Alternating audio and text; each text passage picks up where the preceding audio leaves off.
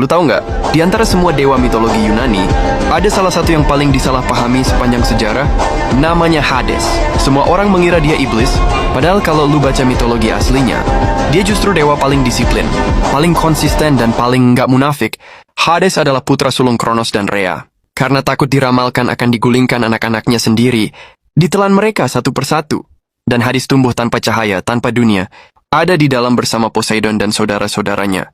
Baru setelah Zeus lahir dan memberontak, Kronos lalu memuntahkan semuanya. Dan dari sini perang besar Titanomachy pecah, perang 10 tahun antara Dewa Olympus dan para Titan. Hades bertarung tanpa banyak cerita. Setelah kemenangan, dunia dibagi 3 lewat undian. Zeus mendapat langit, Poseidon laut, dan Hades mendapatkan dunia bawah. Ini sering disalahartikan sebagai hukuman. Padahal bukan. Dunia bawah adalah fondasi kosmos. Tanpa penguasa, jiwa-jiwa akan berkeliaran tanpa tujuan. Hades menerima perannya tanpa protes, lalu menghilang dari panggung Olympus selamanya. Di dunia bawah, Hades membangun kerajaan yang terstruktur. Sungai Styx, Lethe, Acheron, Phlegeton, dan Cocytus mengelilingi wilayahnya. Charon mengantar jiwa, Cerberus menjaga gerbang, para hakim seperti Minos, Radamanthus, dan Aeacus menentukan nasib jiwa. Hades tidak memutuskan siapa masuk surga atau neraka, dia hanya memastikan sistem berjalan. Dia seperti administrator jujur. Julukan Hades adalah Pluton, dewa kekayaan. Semua emas, perak, permata, dan logam berasal dari dalam bumi, wilayahnya. Ironisnya, dia dewa paling kaya tapi paling jarang muncul. Dia membenci kekacauan, drama, dan urusan manusia. Selama aturan dihormati, dia tak pernah ikut campur. Kisah paling terkenal adalah Persephone. Hades jatuh cinta dan membawanya ke dunia bawah. Dunia menyebutnya penculikan. Tapi mitologi Yunani mencatat bahwa Zeus sendiri menyetujui pernikahan itu secara diam-diam.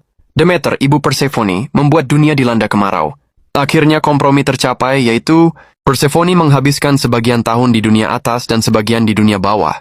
Dari sinilah musim lahir.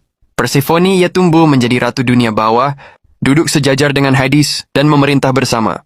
Hades jarang menghukum, tapi sekali dia bertindak, tak ada yang lolos. Orpheus hampir berhasil membawa Eurydice keluar, tapi gagal karena melanggar satu syarat. Theseus dan Pirithous dihukum karena mencoba mengambil Persephone. Sisyphus dihukum karena berbohong dan para dewa. Semua ini bukan karena lain, tapi karena melanggar batas kosmik. Ini bukti kalau Hades adil. Hades paling jujur dan setia. Di antara semua dewa laki-laki Olympus, dia satu-satunya yang tidak berselingkuh. Tidak mengejar manusia, mencintai istrinya.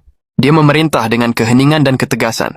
Kenapa disalahpahami? Karena sejak Romawi mengambil ceritanya, dunia bawah diubah menjadi neraka, dan Hades jelas ikut dipelintir jadi simbol neraka abadi. Padahal, Hades memastikan kematian memiliki makna. Ia adalah keseimbangan.